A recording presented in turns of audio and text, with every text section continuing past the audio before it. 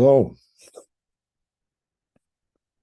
I thought I'd do a YouTube here about a good way to approach the tarot if you want to read on a professional level. And it doesn't mean you're going to be a pro, but if you want to read on that level. So a good reading. And there's a lot out there as far as card meanings and different card spreads and things like that. I have them in my channel here, and they're all over. But the approach to reading professionally, I think, is important to something that's not really covered that much.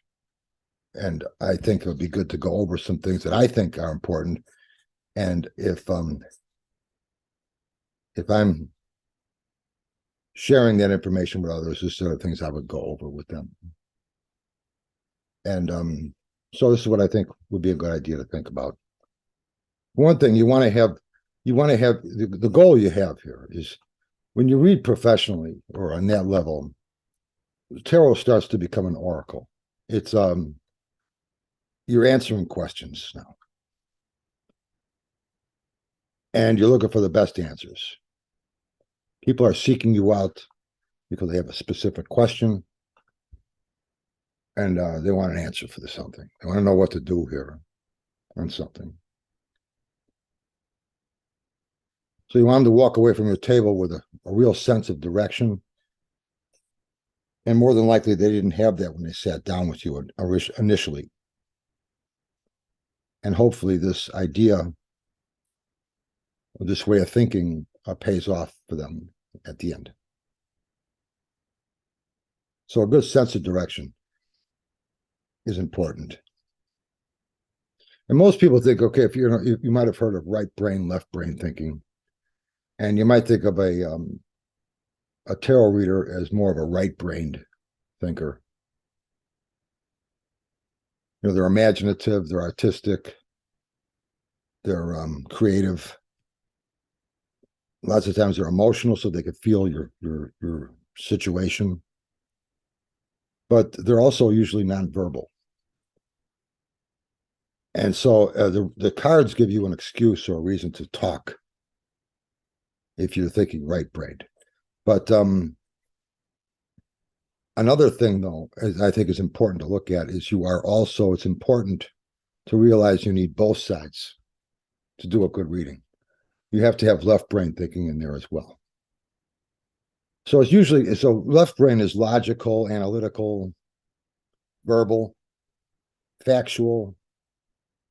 It's linear thinking, and it's usually a good way to start with a reading is to look at it with looking at it first, left brain, saying, okay, what's going on here? And we look at the situation from a rational, logical standpoint and just say, okay, here's what's going on. And then from there, now you have something to be intuitive about. Now you have something to be creative with. Because obviously, if they had an answer just from the data they have and the information that they have, they wouldn't need you as a reader. They wouldn't need a reading. So it's a situation, usually, that they're in, that they want to find an answer to. A decision has to be made, or they want to accomplish something, or they're hoping something goes their way with some idea or something. And you're looking for the best way to give them an advantage to achieve this. Even if it's not in their, even if there's something that's out of their hands. Lots of times they can do something that will help sway things in their advantage. Might give them a little influence here. Maybe somebody has to make a decision and they're waiting to hear. And so there's certain things that you can do that will help sway that. But starting the question out with left brain thinking, okay, starting it out with a rational look at it and saying, okay, what are we dealing with here? I think is a good way to look at it. And then you can start to get creative. Say, what can be shifted here in some way that would be different?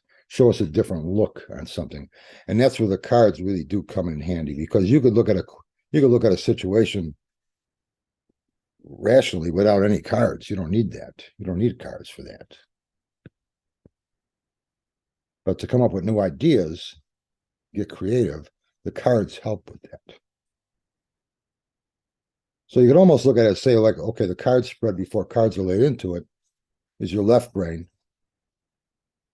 And you could look at the question without cards in those positions. Just look at the spread without cards in it. Look at each position, what it means to this question, before you throw a card into it. You don't see it on your table, but you could have those meanings in your head. And then you throw a card in those positions for ideas. Now that switches us over now into right brain thinking. And I think it's important to realize it's good to use both sides. At least I think it is. It's good to have some type of sense of what you're looking into in some way that is based on some logic, and then throwing in some creative ideas you never thought of before. And that's what the cards are doing for you. They're giving you possibilities about answers that you never saw before, you would never think of. The power of that randomness is so strong there that you could find ideas you'd never thought of. So look at things rationally first, and then start to explore the possibilities. First, look at the facts, and then explore the possibilities. And then look at how you feel about this. And I try to figure out, because you do all this in a matter of seconds, really. And you make these decisions on what sticks intuitively, your right brain, on this question, whatever it happens to be, in some way. And that's when you can start to feel what's intuitive here. You got all the logical stuff here now. And now with all that in place, what's striking you intuitively here? What ideas are coming up to you? And you'll get ideas intuitively without a card laid down in position at all. But the cards do spark it. Tarot cards spark intuition. But you're creating the intuition, not the cards. And you can get intuitive without tarot cards. But they do spark intuition. And not all your readings are really going to have a lot of intuition in them. I've mentioned this before. You might have just one card there that really feels intuitive about something. But that's all it's needed. It's just that one, might just be one position on a card spread. But that could change the whole scenario. So not every position has to be some profound intuitive insights. You're just looking for a direction for this person or an answer for this person. And lots of times, one position, one card, bam, that's it right there. Everything else is rational. That'll happen. And when it does, it makes the intuitive part of the reading a lot more clear, because you're not getting it from all these different scattered energy all over the place. You're getting it just from one area. I really see the date on this being intuitive, or I see this situation that's coming up being intuitive, or I see something coming here. If that makes sense. My approach to teaching has always been the same, including the way I write my books. And that's to I'm not trying to teach you how to read like me. You'll never read like me. Just like I could never read like you. I'm teaching you how to read like you. I want you to be able to read like you. I want you to be able to, I'm teaching you how to see the cards your way, how to see them through your eyes, not mine. And that's the trick to it. Because you're going to do that anyway. Eventually, you're going to do that. I could teach you step by step how to do it my way, but that ain't going to work for you. It'll get you started. But as you move forward, you're going to start fine-tuning that in your own way anyway. And that's when you're really becoming a reader. If you're just copying what I'm doing, you're not reading. You're just mimicking what Vince would do in this reading. And that's not good. So teaching you how to do that isn't going to help you. Teaching you how to read your way, how to get you to see those cards through your eyes is what is important to do. And that's the trick right there. And it's not that hard to do, but the trick is to understand as a teacher, that's what's important to get across to you. And I think another thing I think is important to know that is it makes no difference what deck you're using, as long as you like the deck. And that might change. You might like a Rider-Waite deck this year. Next year you might like a Marseille. Next year you might like a Thoth deck. It doesn't make any difference. People asked me the name of this deck earlier. I didn't know the name of it, right? I didn't have the box in front of me. Gypsy Tarot Zangini. Zigeuner Tarot. This is a deck that it's called Gypsy Tarot. And this is a good deck. But I'm not going to show the deck, but it's a lot different than the Rider-Waite or the Marseille deck, but they're all good. And if you find all these different decks, and they're all different from each other, you'll find the meanings of the book on this deck also different than what you'll find on a Rider-Waite deck book or some other books. So the meanings are all different on different sources.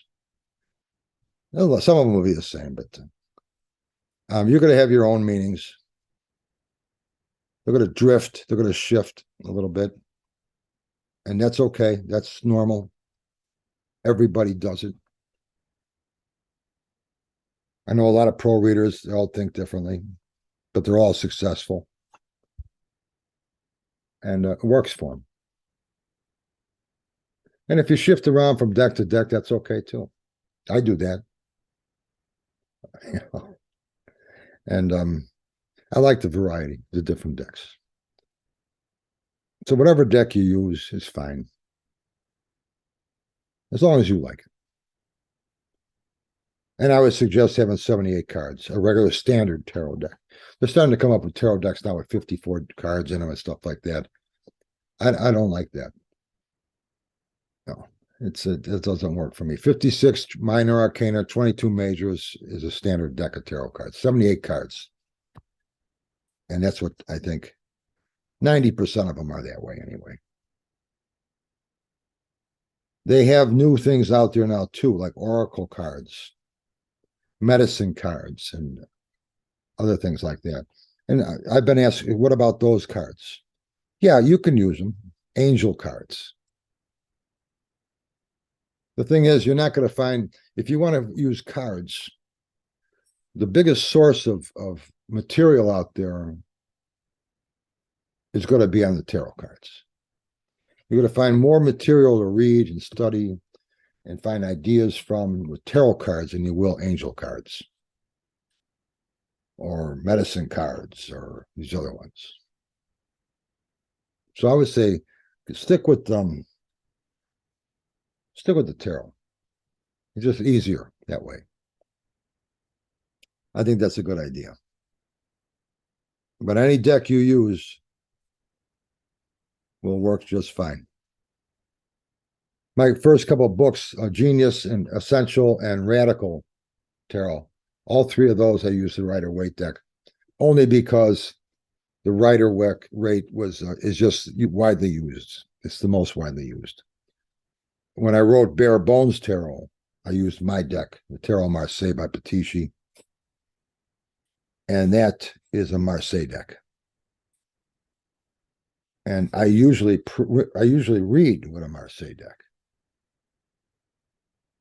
but I just did a reading here with I had these out, so the Sanguini Gypsy cards. So whatever's hanging around. I got Rear over here. I got other decks I'm not going to bother with. But so they all work. And so whatever one you like. I would also suggest using one spread. Some readers they got a couple different spreads, one for love, another for career, things like that. I think you're better off with one spread that you use for everything you're looking into. And my Celtic Cross, I reworded the positions of the Celtic Cross years ago. It's in all my books. And I haven't had a question yet that couldn't be answered with that card spread. So having a spread that will answer any question well is a good thing to have. And I would just use the same spread over and over again. You get used to that spread so much, so well, that the positions are just second nature to you if you're using the same spread over and over again. So I think that's very handy to have. I think it makes it a lot easier for you to really look into things deeper. As far as things on your table, it's up to you. You want to put stuff on your table. I don't put anything on my table. But as long as you don't mind lugging it around, go ahead. Makes you feel good, put it up there. Oh, back to spreads again. I did a couple spreads. I made the 4 keys and the 3-point spread. I got a couple of YouTubes about them. And they're nice spreads. They work out nice. And there are some people who are using them. I don't know how they're doing with it, but those spreads could be used professionally. They're that level. And they got a nice twist to them because there's cards that are common for all the positions with those. I like that. It's an idea that I never saw anywhere else. But I'll put a link to those YouTubes on the bottom of this YouTube. But I've been using the cross for so long that it's easier for me to just use the cross. That's what I do. As far as things like reverse meanings, I don't use them. Never did use them. You want to use them, go right ahead. It's not going to hurt you. Do you need them? No, you don't need them. I know that because I never used them. And the order you're putting the cards down, it's not important. And as long as it's consistent, I think it's the same. It's good for you to have it consistently the same. So ultimately, what you want your client to walk away from your table with a direction that they didn't have before. And it's good to keep in mind 4 basic elements of any question. That's what, why, how, and when. What is the real question we're looking at here? Why do you want this in your life? What do you think you're going to get from it? What do you think it's going to give you? Why do you think it's going to make you happy? How are we going to attain this? How are we going to do this? And when is the right time to act on this? Do I act today before I lose opportunities, or do I wait for a more advantageous time before I move forward here? What has to be in place before I move forward? What, why, how, and when? You can answer in just one of those in a meaningful way. You've changed the whole scenario there. If you show new insight to just one of those aspects of a reading, you've changed everything for that person and what they're doing, how they're approaching something, how they're seeing it. You change all four of them, you really moved it around. And I put my Celtic cross together, which is in, like I said, it's in all my books. And I put that in there with those four aspects in mind: what, why, how, and when. And it's worked out very well. Our next tarot gathering is going to be the 13th of December, 12 o'clock Chicago time.